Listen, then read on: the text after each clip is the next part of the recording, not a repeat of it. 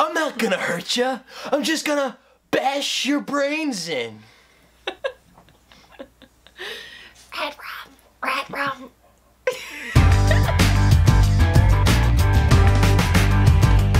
Hey, what's up guys? Talking movies with us here.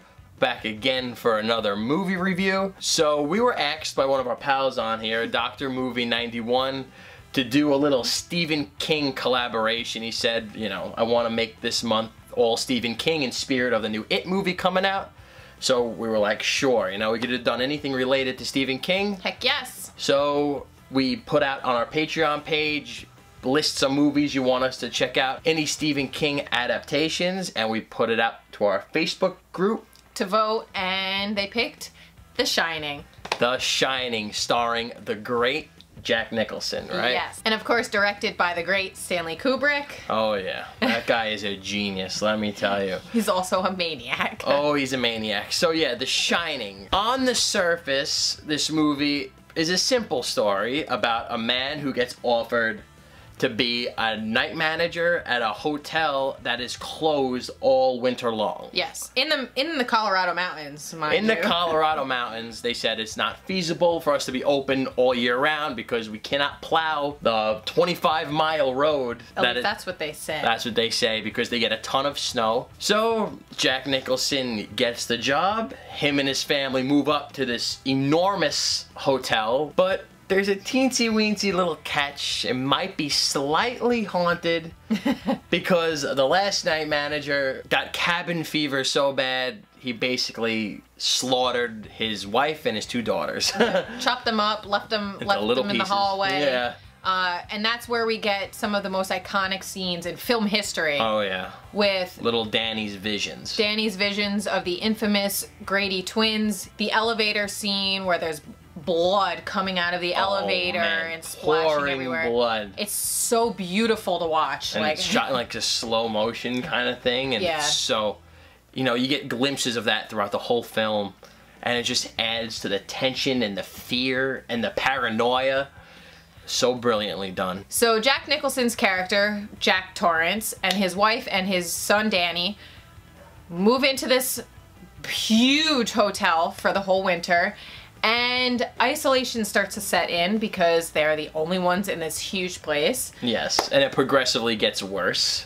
Yes, and it basically leads to Jack Nicholson going crazy and trying to kill his whole family. Yes, Jack Nicholson going batshit crazy. So that's basically what this movie is on the surface. Like literally scratching the surface. And that's one of the genius things about Stanley Kubrick, is you could watch this film as just a straight up cabin fever movie of just Jack Nicholson's character slowly progressing into being the complete maniac that he is. And if you dig a little deeper, like we did after the movie. Yes. Oh my gosh. You start reading conspiracy theories about The Shining and all little hidden messages, and wow, this is a much darker movie than we ever could have thought. I know, and it's fascinating because there's so many different conspiracy theories, and a lot of them make sense. So I mean, the genius of the movie is there's multiple ways one person could take in this movie. I mean, I remember seeing this movie as a kid, and then I've seen it a few times here or there, and I've always seen it as the whole isolation and cabin fever type of movie.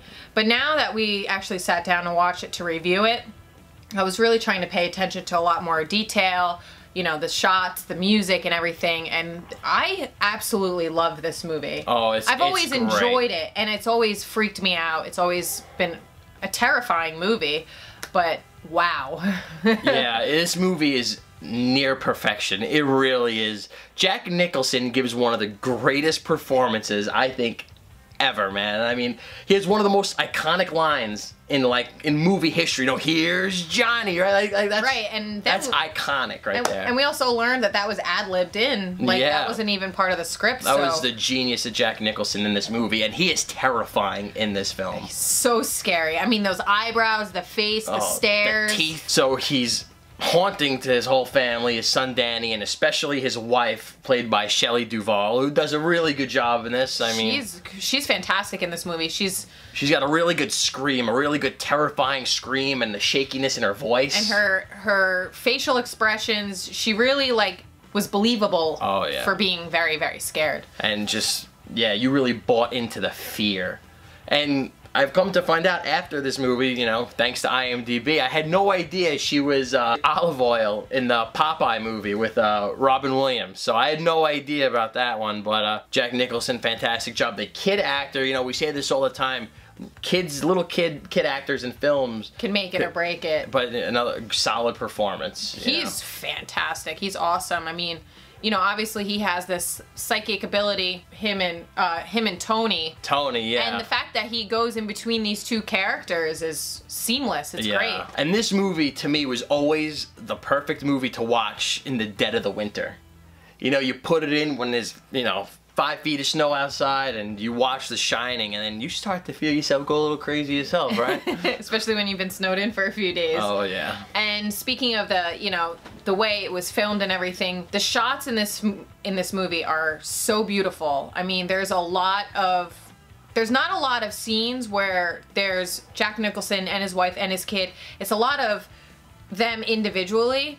And it's a lot of long hallway shots, and it's a lot of fast zooms too, like when they're chasing after them, or they zoom in up on the face. Yeah, I mean, they really captured the isolation, the feel, and being alone and being scared, and the music, the soundtrack is the music was awesome, amazing. It's whenever what they did to build the tension was they had music that kind of sounded like a heartbeat. Mm-hmm. So as this heartbeat was pumping, your heart was pumping. Yeah, and I believe you could interpret it either being like a heartbeat, or I think one of the ideas was that it's also like an Indian drum, because the Native Americans, the hotel was apparently built on an old ancient Indian burial ground. There was a lot of thought and detail put into this, and I know Stephen King hates this version because it's, and now that I've read a lot more about the book, because I haven't read the book, but Stephen King's version is much more paranormal and a lot of ghosts.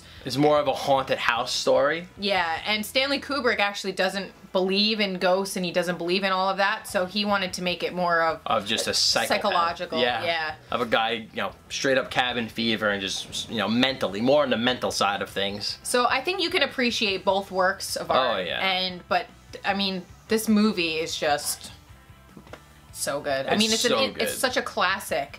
So, and I mean, it's just one of the classic performances of all time, and I'm really interested. We know there's a documentary on this somewhere floating around. Yes, I'm definitely looking into that on YouTube. I think we can watch it. So. Yeah, and like it's one of those movies too. I mean, on the surface, because like we said, there's a million ways you could dissect this movie, but you know, in the cabin fever and, you know, being locked inside and trapped in your house for a long time, I feel like in today's day and age that would be pretty tough. It would be, I mean... Because it's like, you got Netflix, you know, when you're a Blu-ray collector, you got that. I mean, we could be comfortably trapped in the house for a good year and not rewatch the same thing. No. I mean, with all the technology that's available to us, you know... I know, I mean, even if you're just watching this movie and you're looking at the technology that they had, I mean, obviously he's a writer and he's typing on a typewriter, and then the phones they have the little, like... plugs that you have to plug in and out to like go to like the different lines to get the operator. It's crazy. It was a different world. And it's another movie, like I feel like I would like to revisit it more, and we'll be able to oh my God, see way more details now that we've been reading up on all of these theories. Like we've been reading up on some. We finished this movie late at night and we stayed up another few hours. Just reading up on all these crazy, insane theories that they're not really insane. You could definitely see them, but comment down below, what do you take out of this film? What kind of theories? Because I know there's a lot of darker tones. What do you think this movie is about? And I know there's a lot of controversy about the ending of the movie with the picture on the wall, which is the last scene. And, you know, let us know what you think. Yeah, I mean, if you've seen the movie, let us know your interpretation for sure. That'll be very interested to hear. But let's grade this. Let's grade it. What are you giving it? A+. A+.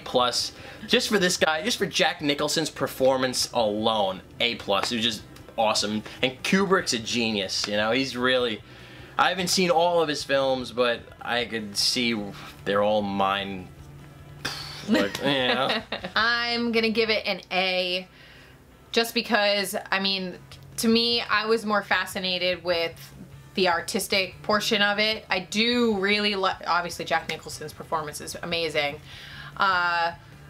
I mean, it's a solid movie. It's a classic movie. You cannot go wrong with watching The Shining. It's a perfect movie to watch. In the winter, it's actually a great movie to watch now because Halloween is coming. I'm sure it's going to be all over TV, so. And it holds up. It does. Perfectly. But, alright guys, that's our take on The Shining.